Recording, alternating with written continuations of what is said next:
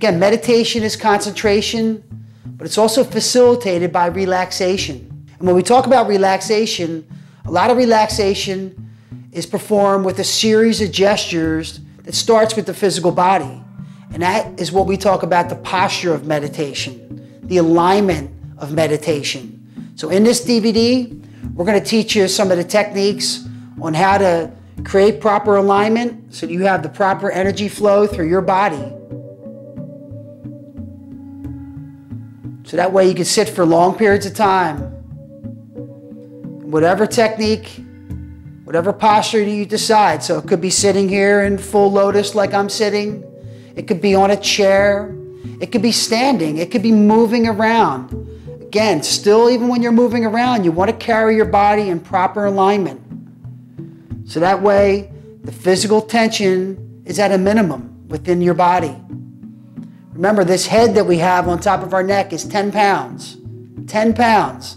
So it's just like having a broomstick and a bowling ball on top of it. If our head is not completely seated on top of our neck, on top of our chest, with the shoulders back and relaxing back and down, with our spine lifting and our chin tucking, if it's not in that proper position, we're going to be carrying tension within our neck, in our chest, in our spine, in our back.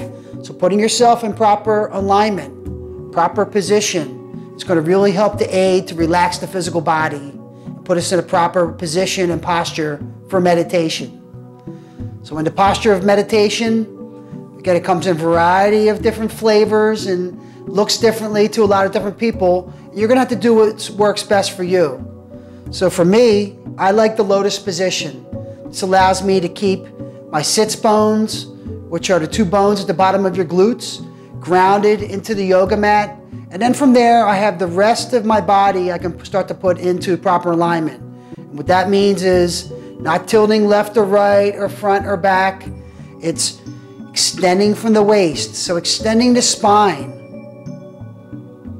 And the spine, keeping it straight, but not straight and rigid, keeping it straight at a point until it starts to become to those points of the natural curvature of the spine. The spine has natural curvature points within it as you start to go up from the bottom on up. And these natural curvature points are what the yogis refer to as the energy points or chakras. And at those points, you want to make the subtle adjustment on your own. This comes with time. This comes over time with practice and with getting to know your body and training your body. So again, extending from the waist, extending the spine, keeping the breath constant. Whatever breathing technique you choose, but keeping it constant, flowing. It's going to help relax your intercostals, the space between your ribs, help you flow the energy through your physical body. So again, keeping the spine curving, those natural curvature points along the chakras, and then noticing where the body is. Again, not left or right, not front or back tilting, but keeping straight. Relaxing the shoulders back and down. Head lifting. Again, they talk about maybe the head lifting, almost like your head is supporting the weight, the universe, the sky. Maybe you want to keep a little bit of a tuck, just like military position. When you see the military position, it might help to close your eyes. Closing the eyes, stilling everything else that's around you, any other distractions that may be around you. This is one of the postures that we can assume for meditation. Now, I'm in what's called seated meditation or zazen or zazen meditation. But meditation, again, comes in a variety of different forms. One of the postures here is full lotus, but you could do kind of a modified half lotus. So I'm stacking one ankle on top of my hip. You see where my heel is? My heel is contacting a natural point of one of these energy points. So in full lotus, both heels are contacting natural energy points along the Sushumna, the Ida and Pingala. So again, in this posture, my sits bones are grounded. I'm extending from the waist. I'm recognizing the natural curvature of the spine. Keeping my shoulders relaxed back and down. And I'm keeping my head lifting and my chin tucking. And again, the head lifting like it's supporting the weight of the sky. And it might be helpful for me to close my eyes, to block out any of the distractions in my environment, anything going on around you. And then what to do with the hands. So one of the things you can do with your hands, you know, a lot of people think that you can keep your hands at a level where they naturally extend out so that you're not inhibiting the flow of energy with where your elbows may be bent or your wrists may be bent. My hands naturally, if they're extended, lie here. So I could have the back of my wrists on my knees, put my palms up. I could also be doing some sort of mudra with my hands. Same position, arms extended, doing a mudra.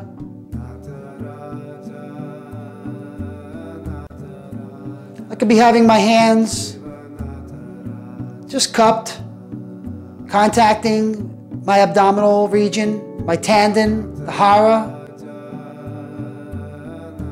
One hand on top of the other, intersecting my thumbs. In this position, I could also be crossing my arms and grabbing for each big toe. And what that's doing is completing the circuit. And that circuit is the energy circuit. And sometimes in Qigong or in martial arts, we talk about, maybe you hear about it in Reiki.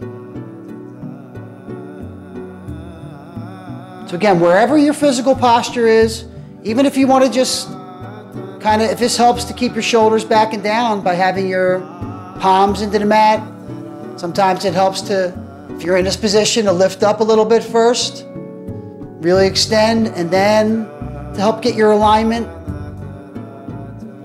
If you're uncomfortable with lotus position, then you may want to try a seated half lotus position.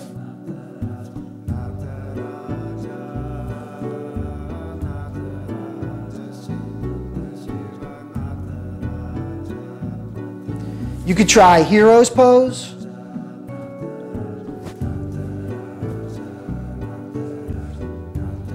So basically in hero's pose, doing the same thing. You see my arms are extending naturally out and they're falling where they naturally go. They're extended out, they just happen to go onto my knees. I don't have to be doing any type of mudra. I can just keep my palms flat on top of my knees. And then I'm going to start working all the same principles that we just talked about. Extending from the waist,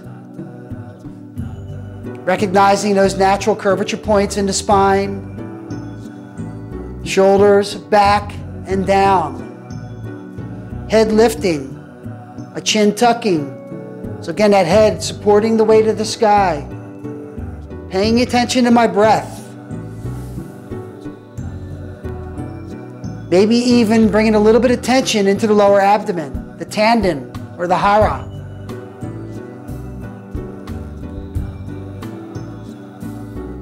And for some people, the hero position is going to be uncomfortable. If you don't have the flexibility in your ankles or the front of your shins or in your thighs, this may appear to be uncomfortable. Whatever position feels good, that you feel that you can sit for long periods of time in and relax your body in, is the position that you want to assume. So again, this might not even work. I could even take a chair and I want to sit on a chair. Now, if you're sitting on a chair, you want to make sure that in sitting on a chair, you don't want to be in a big cushy chair that you're going to start to slump in and it's going to take over you. You want to be in a chair that's maybe a folding chair. Kind of bring your butt to the edge of the chair and work all the same principles that we were just talking about. So extending from the waist, your feet are now going to be the grounding point on the floor, but your sits bones are still going to be on top of the chair. And then you're going to be extending from the waist, Relaxing the shoulders back and down, lifting that head, tucking that chin, breathing, maybe even smiling. So just know that the physical posture that you present to the world, and even in meditation, in your own closed, quiet meditation practice, is the same one that you're presenting to the world. So if you have a frown on your face, or you're grumpy or miserable, and it's going to come out in the physical body. You see this a lot of times in rolfing, in body work. So you'll see somebody with the big gut and it's rock hard, and they're holding all their emotions in there. You'll see the person that's bent over, and they're walking and they're bent over, and they're 80 years old and they're bent over because life has just been hitting them down and knocking them down. So they're bent over and they have the cane and all. So these are all metaphors for how we're dealing with life. And that's the same with the posture of meditation. So putting ourselves in that proper alignment, proper position. And that's a little bit about that military position I just talked about. In military position, that's a position where we're rigid. We're ready for action. It's not a position that we're ready for relaxing the physical body. It's why in military position they assume that position. It's one of the reasons, so they can be alert. Anytime the physical body is completely relaxed, you're prone to falling asleep. Little trick, if you're falling asleep, they call it the unnatural positions. So putting your body in an unnatural position in order to stay awake. You're on a long car ride and you're trying not to fall asleep. Putting your body in an unnatural position so that way your body remains tense and under tension and alert. That's again where it works for us in the military position and in that type of job. But as far as for meditation, we're trying to facilitate relaxation so that we can concentrate and bring our body into a meditative state.